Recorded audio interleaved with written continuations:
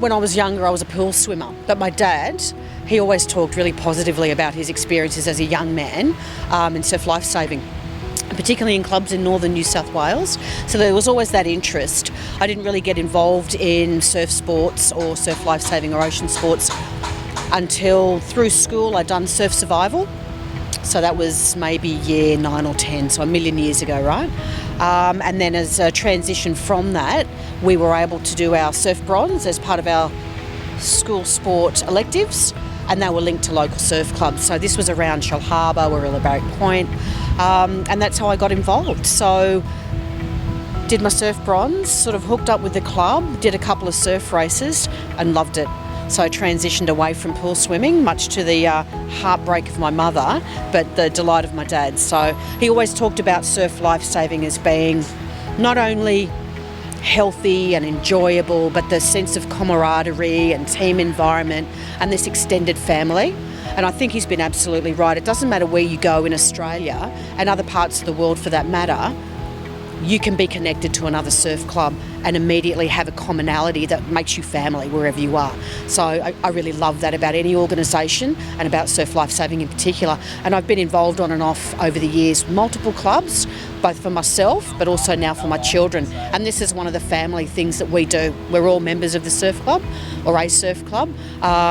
We all compete and it's part of what we do, and I suppose it's a family tradition now. I'm a doctor by trade. As far as we're aware, I was the first Aboriginal doctor in New South Wales, male or female. I wasn't the first Aboriginal or Torres Strait Islander doctor in the country. There are about 5 others. So my background was in, say, emergency medicine and sports med, so that was a bit of fun. So I've been the doc for NRL staff and AFL and their development squads and whatever, so that's a bit of fun. But I now run a small not-for-profit, so Ngiare, and we're focused on child and adolescent wellbeing, and we're currently running programs for outreach in Aboriginal communities for Aboriginal munchkins that are affected by trauma and with complex needs. We're also developing a clinic to be based here in the Illawarra, and it will be a primary care clinic for all comers, black, white, green, purple or otherwise. It'll just be run and owned by an Aboriginal not-for-profit organisation, which I think is pretty cool. And I have 2 kids, so all of those jobs keep me fairly busy.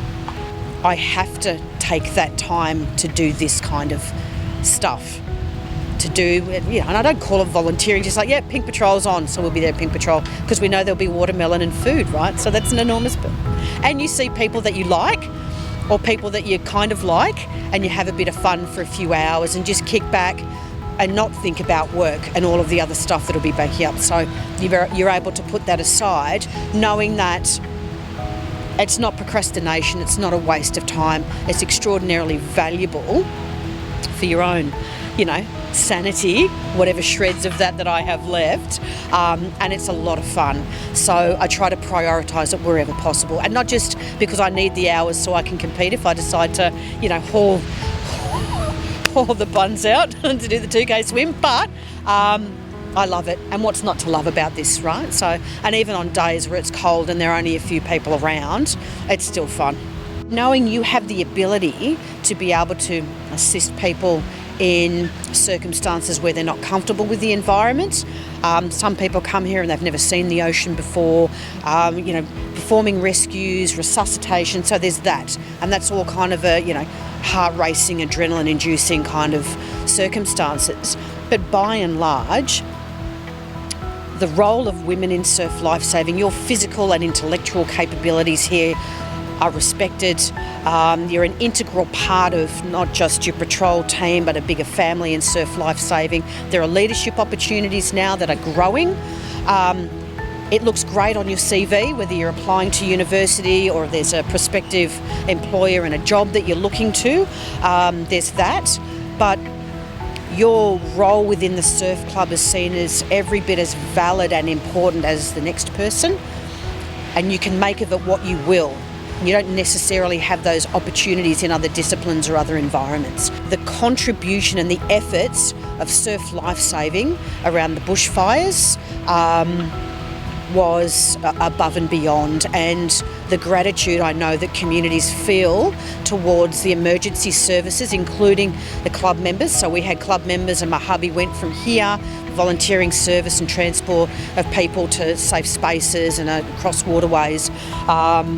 I think that was quite profound.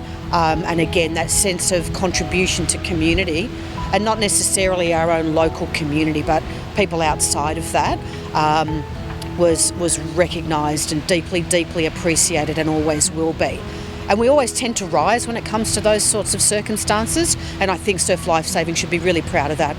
I've had this really varied kind of patchwork experience and career over the years, and looking back, I think, well, that's been enormous fun, and even the parts that weren't fun, they've helped me to build a skill set that I now need in the roles that I'm creating. So there's that. And Surf Lifesaving has certainly been part of that.